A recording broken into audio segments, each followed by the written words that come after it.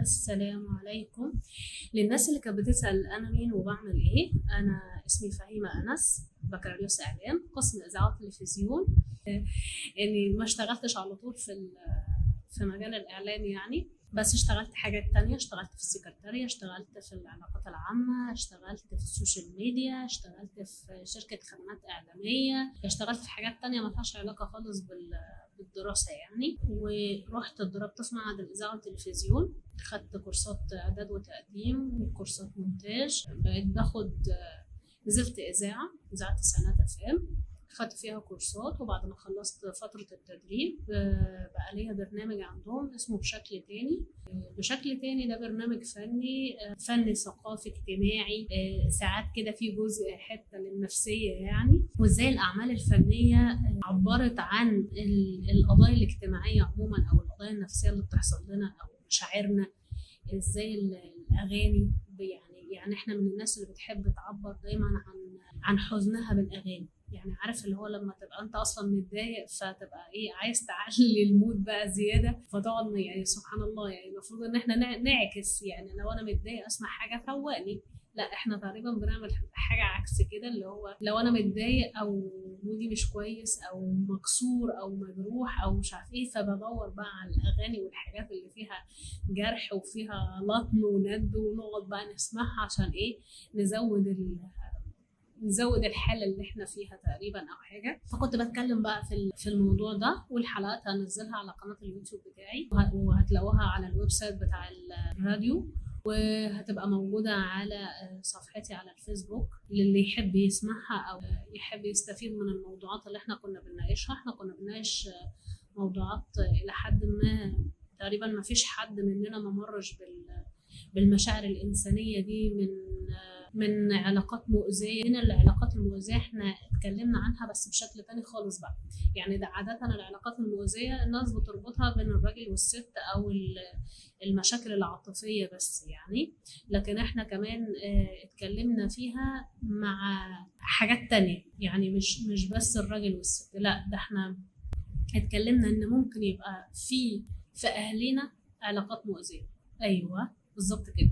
يعني كان الاب هو العلاقة المؤذية في حياة مامته وفي حياة اخواته. هو شخص اناني جدا، مش عايز غير مصلحة نفسه بس، ما بيفكرش غير في نفسه بس. وانا ومن بعد الطوفان زي ما بيقولوا، يعني اللي هو مش مفكر في اي حد غير في نفسه. كمان اتكلمنا عن الوحدة، اتكلمنا عن تخطي، ازاي نعرف نتخطى العلاقات دي. اتكلمنا عن شخصية الصعيدي، وازاي الدراما صورته دايما ان هو بقى الشخص الاهبل اللي مش عارف حاجة. وطبعا ده مش صحيح، لان احنا عندنا عظماء من الصعيد. مش تحيز مني بس عشان انا شخص، يعني عشان انا مولودة في الصعيد ومتربية في الصعيد، بس فعلا دي حقيقة. في برضو اتكلمنا عن شكل المثقف، ازاي الدراما او السينما ظهرته بان هو لازم يبقى لابس نظارة اكبر من اللي انا لابساها دي، ويبقى بيتكلم كلام محدش بيفهمه على اساس يبقى هو كده، هو ده المثقف يعني. ويبقى زي عسوي ما بيستحماش، ويبقى يعني المظهر الخارجي بتاعه ما يبقاش اللي هو لمجرد ان هو لا، ما هو مثقف بقى. يعني اللي هو بنتكلم في الحتة دي ان دي مفاهيم مغلوطة، في حاجات مغلوطة احنا بنحاول مع بعض ان احنا نصححها او نشوفها. ومش كل الحاجات اللي بتتعرض علينا في التلفزيون او في السينما او في الاغاني او في اي حاجة تانية نصدقها كده وخلاص، من غير ما ندور ونتأكد ان هل ده فعلا كده.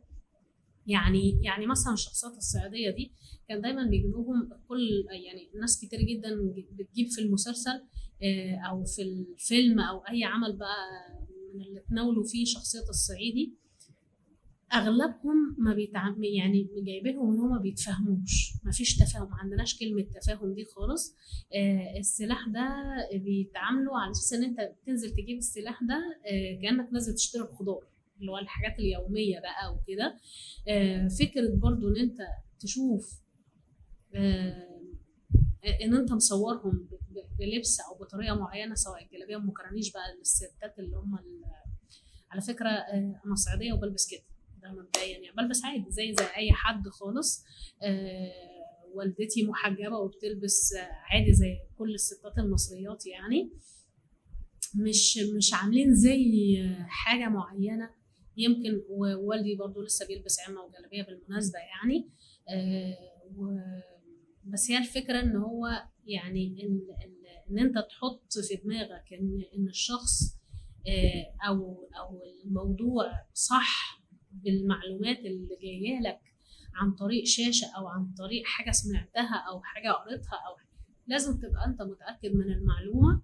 وهو ده اللي انا كنت بحاول ان انا ادور عليه في الحلقات اللي انا هطلع اقدمها. لان انا كان نفسي بصراحه بالذات حته يعني مش عارفه بقى تقريبا حاجه في النفسيه ولا ايه، حته الصعيدي دي كانت قافله عليا قوي شويه. تقريبا ما عدا شخصيه كان في مسلسل جميل جدا، هو ده برضو اللي انا ده النموذج الايجابي، عشان مش هجيبها سواد كلها ان هم كلهم عملوا يعني طلعونا باشكال مش حقيقتنا يعني. مسلسل الفرار من الحب اللي قدمه رياض الخولي واسرار الحكيم، ده كان مسلسل جميل جدا وقدم شخصيه الصعيدي حاجه كده اللي هو عنده شرف الخصومه، وازاي برغم ان هو كان في مشاكل بينه وبين دكتوره سهام اللي هي الفنانه اسرار الحكيم، الا ان هو ما استخدمش ده ضدها، ما عملش اي حاجه تدل يعني ان هو اللي هو الغل بقى اللي بيجيبوه ده، اللي هو لازم امسح بيها الارض او امد ايدي على ست او اعمل مش عارف ايه، مفيش او ياكل حق حد. ده بالعكس، ده هو اللي كان جايبينه ان هو بينصر الضعيف. وعاده كان دايما الشخصيه الصعيديه بالذات لو ثري يعني كانوا بيعتمدوا ان هم يجيبوا ان هو ثري لاسباب حاجات تانية خالص ممكن غير الحقيقه.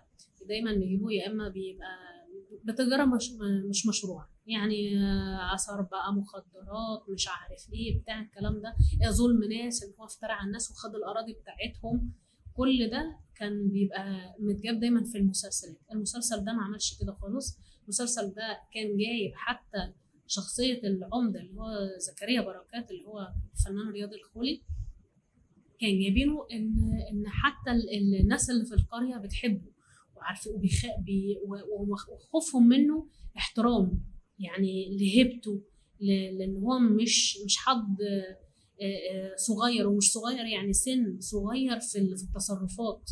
لان احنا عندنا ان انت تبقى صغير دي صغير بتصرفاتك مش بسنك خالص يعني. عندنا ان انت بقول عندنا عشان اللي هو الصعيد يعني بما خدت الموضوع على قلبي قوي يعني.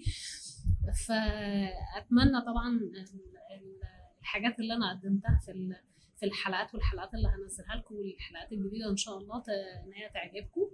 ولو في حاجه انتوا حابين نتكلم فيها ممكن تبقوا تكتبوها لي في التعليقات. دمتم بخير. السلام عليكم ورحمه الله وبركاته.